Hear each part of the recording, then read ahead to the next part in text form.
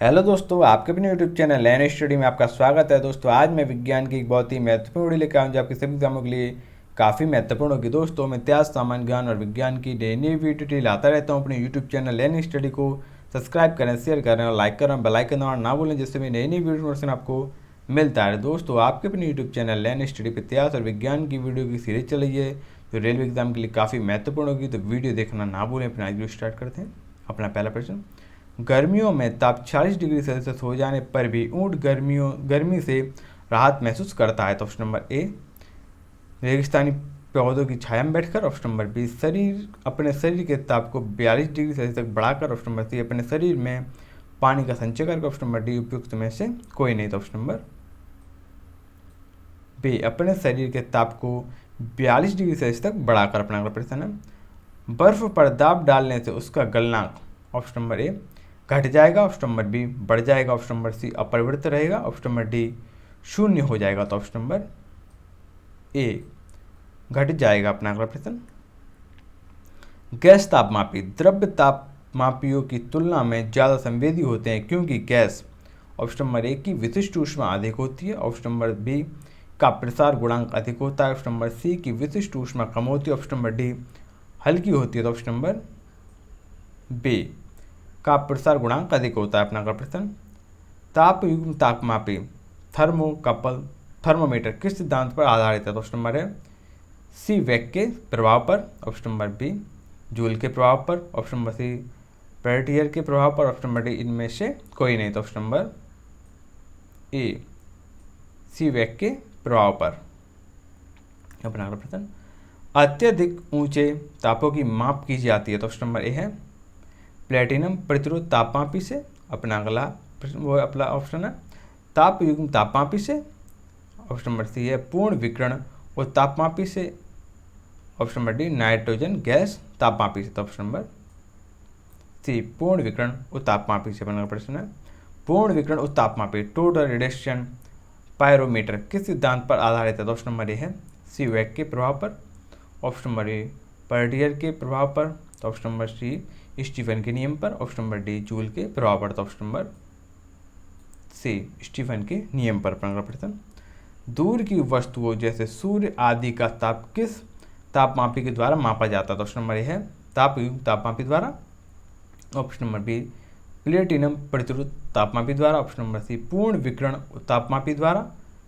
D, इनमें से कोई नहीं। तो ऑप्शन नंबर सी, पूर्ण विकिरण और तापमापी द्वारा। अपना अगला प्रश्न, ठंडे देशों में पारा के स्थान पर एल्कोहल को तापमापी द्रव्य के रूप में वरीयता दी जाती है क्योंकि। ऑप्शन नंबर ए है एल्कोहल का द्रव्यांक निरंतर होता है। ऑप्शन नंबर बी है एल्कोहल ऊष्मा का बेहतर संचालक होता है। ऑप्शन नंबर सी, एल्कोहल पारा के अतिरिक्त सस्ता होता है। ऑप्शन नंबर डी, एल्कोहल का विश्व उत्पाद पारा से अधिक होता है। तो ऑप्शन नंबर ए, एल्कोहल का द्रव्यांक निरंतर होता है। अपना अगला प्रश्न है, विकिरण पायरोमीटर से कितना तापक्रम मापा जा सकता है। तो ऑप्शन नंबर ए है 100 डिग्री सेल्सियस से 250 डिग्री सेल्सियस तक।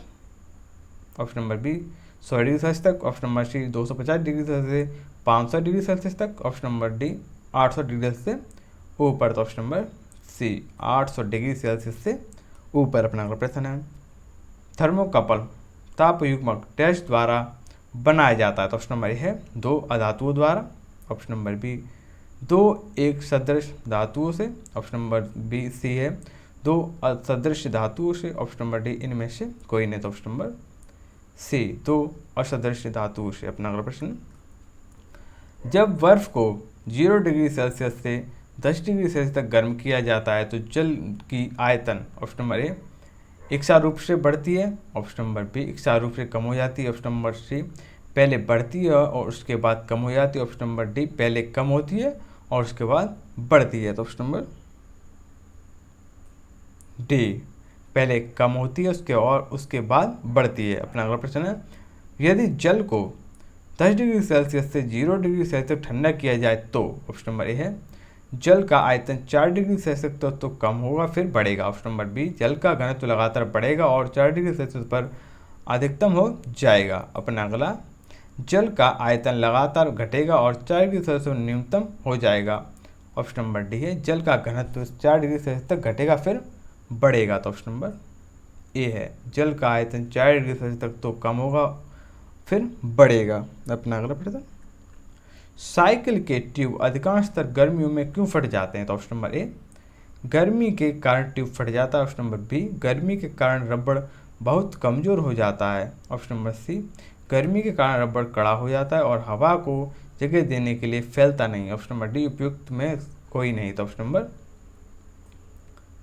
ए गर्मियों के कारण ट्यूब फट जाता है। अपना अगला प्रश्न, शीशे की छड़ जब भाप में रखी जाती है इसकी लंबाई बढ़ जाती है परंतु इसकी चौड़ाई ऑप्शन नंबर ए अप्रभावित रहती है, ऑप्शन नंबर बी घटती है, ऑप्शन नंबर सी बढ़ती है, ऑप्शन नंबर डी अव्यवस्थित रहती है, तो ऑप्शन नंबर डी अव्यवस्थित रहती है। अपना अगला प्रश्न, लोलक घड़ियाँ गर्मियों में सुस्त हो जाती हैं, ऑप्शन नंबर ए है गर्मियों के दिन लंबे होने के कारण, ऑप्शन नंबर बी कुंडली में घर्षण के कारण, ऑप्शन नंबर सी लोलक की लंबाई बढ़ जाती है जिससे इकाई दोलन में लगा हुआ समय बढ़ जाता है, ऑप्शन नंबर डी गर्मी में लोलक का भार बढ़ जाता है, तो ऑप्शन नंबर सी लोलक की लंबाई बढ़ जाती है जिससे इकाई दोलन में लगा हुआ समय बढ़ जाता है। अपना अगला प्रश्न, एक धातु की ठोस गेंद के अंदर कोटर है, जब इस धातु की गेंद को गर्म किया जाएगा तो कोटर का आयतन ऑप्शन नंबर ए बढ़ेगा, बी घटेगा, सी नहीं बदलेगा, डी 2 गुना हो जाएगा, तो ऑप्शन नंबर ए बढ़ेगा। अपना अगला प्रश्न, जब किसी बोतल में पानी भरा जाता है और उसे जमने दिया जाता है तो बोतल टूट जाती है क्योंकि, ऑप्शन नंबर ए पानी जमने पर फैलता है, ऑप्शन नंबर बी बोतल हिमांक तक सिकुड़ती है, ऑप्शन नंबर सी बोतल के बाहर का तापक्रम अंदर से ज़्यादा होता है, ऑप्शन नंबर डी पानी गर्म करने पर फैलता है, तो ऑप्शन नंबर ए पानी जमने पर फैलता है। अपना अगला प्रश्न, अत्यधिक शीत ऋतु में पहाड़ों पर पानी की पाइपलाइनें फट जाती हैं, इसका कारण है, तो ऑप्शन नंबर ए है पाइप ठंडक से सिकुड़ जाता है, ऑप्शन नंबर बी को पाइप में पानी जमने पर सिकुड़ जाता है, ऑप्शन नंबर सी पाइप में पानी जमने पर फैल जाता है, ऑप्शन नंबर डी पाइप ठंडक पाकर बढ़ जाते हैं, तो ऑप्शन नंबर सी पाइप में पानी जमने पर फैल जाता है। अपना अगला प्रश्न, 2 रेल पटरियों के मध्य जोड़ पर एक छोटा सा स्थान क्यों छोड़ा जाता है, तो ऑप्शन नंबर ए है क्योंकि ऐसे स्थान छोड़ने से कुछ लागत बचेगी, ऑप्शन नंबर बी क्योंकि धातु गर्म करने पर फैलती है तथा ठंडी होने पर संकुचित होती है, ऑप्शन नंबर सी है आवश्यक गुरुत्वाकर्षण बल उत्पन्न करने के लिए, ऑप्शन नंबर डी इनमें से कोई नहीं, तो ऑप्शन नंबर बी क्योंकि धातु गर्म करने पर फैलती है तथा ठंडी होने पर संकुचित होती है। अपना अगला प्रश्न, किसी झील की सतह का पानी बस जमने ही वाला है, झील के अंदर स्थल में जल का क्या तापमान होगा, option number A 0 degree Celsius, B 1 degree Celsius, 2 C 2 degree Celsius, D 4 degree Celsius, option number D 4 degree Celsius. अपना अगला प्रश्न, शीतकाल में जब ठंड से जल जमता है तब मछलियाँ और अन्य जीव, ऑप्शन नंबर ए है जीवित रह सकते हैं क्योंकि जल का केवल ऊपरी परत ही जमता है, ऑप्शन नंबर बी अन्य गर्म स्थानों पर चले जाते हैं, ऑप्शन नंबर सी सुरक्षित जीवित रह सकते हैं क्योंकि उनमें ठंड बर्दाश्त करने की अंतर्निर्मित प्रणाली होती है, ऑप्शन नंबर डी है मर जाते हैं, ऑप्शन नंबर ए जीवित रह सकते हैं क्योंकि जल का केवल ऊपरी परत ही जमता है। अपना अगला प्रश्न, ऊष्मा के संचरण ट्रांसमिशन ऑफ हीट की विधि है, तो ऑप्शन नंबर ए चालन, ऑप्शन नंबर बी संवहन, ऑप्शन नंबर सी विकिरण, ऑप्शन नंबर डी उपयुक्त सभी, तो ऑप्शन नंबर डी उपयुक्त सभी। अपना अगला प्रश्न, ऊष्मा के संचरण की किस विधि में पदार्थ के अणु एक स्थान से दूसरे स्थान तक स्वयं नहीं जाते, तो ऑप्शन नंबर है चालन, ऑप्शन नंबर बी संवहन, सी विकिरण, डी तीनों, तो ऑप्शन नंबर ए चलन। अपना अगला प्रश्न, द्रव्य तथा गैसों में ऊष्मा का स्थानांतरण निम्नलिखित में से किस विधि द्वारा होता है, तो ऑप्शन नंबर ए है चालन, बी संवहन, सी विकिरण, डी इनमें से सभी, तो ऑप्शन नंबर बी संवहन। अपना अगला प्रश्न, विद्युत के तिली में पानी गर्म होता है। ऑप्शन नंबर ए चालन के कारण, बी संवहन के कारण, सी विकिरण के कारण, डी इनमें से सभी। तो ऑप्शन नंबर बी संवहन के कारण। अपना अगला प्रश्न, सूर्य की ऊष्मा पृथ्वी पर निम्नलिखित में से किस प्रकार के संचार माध्यम से आती है। तो ऑप्शन नंबर है संवहन, ऑप्शन नंबर बी विकिरण, ऑप्शन नंबर सी संनयन, ऑप्शन नंबर डी ताप विनिमय। तो ऑप्शन नंबर बी विकिरण। अपना अगला प्रश्न, ऊष्मा के स्थानांतरण की किस विधि में माध्यम आवश्यक नहीं है। तो ऑप्शन नंबर ए चालन, बी संवहन, सी विकिरण, डी इनमें से सभी। तो ऑप्शन नंबर सी विकिरण। अपना अगला प्रश्न, ऊष्मा संचरण की वह विधि जिसमें माध्यम के कण गति नहीं करते हैं कौन सी है। तो option number A option A चालन, बी संवहन, सी विकिरण, डी इनमें से कोई नहीं। तो ऑप्शन नंबर सी विकिरण। अपना अगला प्रश्न, निम्नलिखित में से कौन ऊष्मा का सर्वोत्तम चालक है। ऑप्शन नंबर ए है जल, बी पारा, सी लकड़ी, डी चमड़ा। तो ऑप्शन नंबर बी पारा। अपना अगला प्रश्न, चांदी की ऊष्मीय चालकता तांबे की ऊष्मीय चालकता की अपेक्षा ऑप्शन नंबर ए कम होती है, ऑप्शन नंबर बी अधिक होती है, ऑप्शन नंबर सी बराबर होती है, ऑप्शन नंबर डी इनमें से कोई नहीं। तो ऑप्शन नंबर बी अधिक होती है। अपना अगला प्रश्न, बोलोमीटर मापन की एक युक्ति है। तो ऑप्शन नंबर ए दाब की, ऑप्शन नंबर बी पौधों में वृद्धि के, ऑप्शन नंबर सी ऊष्मीय विकिरण के, डी वायु की गति के। तो ऑप्शन नंबर सी ऊष्मीय विकिरण के।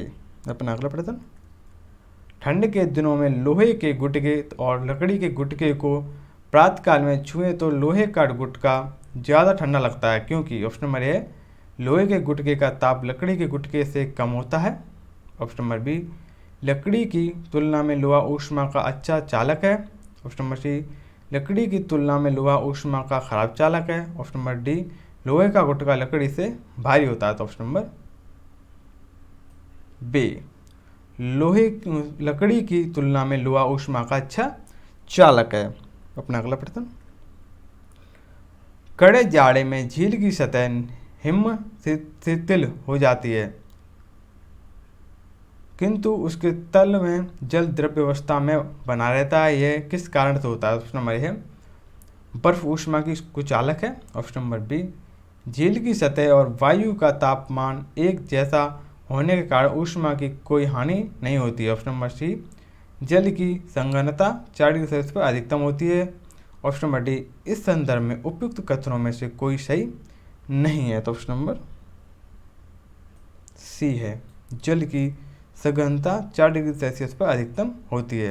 अपना अगला प्रश्न, एक टेबल पंखे को बंद कमरे में चलाने पर कमरे की हवा ऑप्शन नंबर ए गर्म होगी, ऑप्शन नंबर बी ठंडी होगी, ऑप्शन नंबर सी कोई प्रभाव नहीं पड़ेगा, ऑप्शन नंबर डी उपयुक्त में कोई नहीं। तो ऑप्शन नंबर ए गर्म होगी। अपना अगला प्रश्न, कमरे में रखे हुए रेफ्रिजरेटर के दरवाजे खुले छोड़ दिए जाएं तो ऑप्शन नंबर ए है कमरा रेफ्रिजरेटर के भीतर के ताप तक ठंडा हो जाएगा, ऑप्शन नंबर बी कमरा रेफ्रिजरेटर के अंदर से भी अधिक ताप तक ठंडा हो जाएगा, ऑप्शन नंबर सी कमरा धीरे धीरे गर्म हो जाएगा, ऑप्शन नंबर डी कमरे में वायु का ताप अपरिवर्तनीय रहेगा। तो ऑप्शन नंबर सी कमरा धीरे धीरे गर्म हो जाएगा। दोस्तों वीडियो कैसी लगी कमेंट करें, अपने YouTube चैनल लर्न स्टडी को सब्सक्राइब करें, शेयर करें और लाइक करें।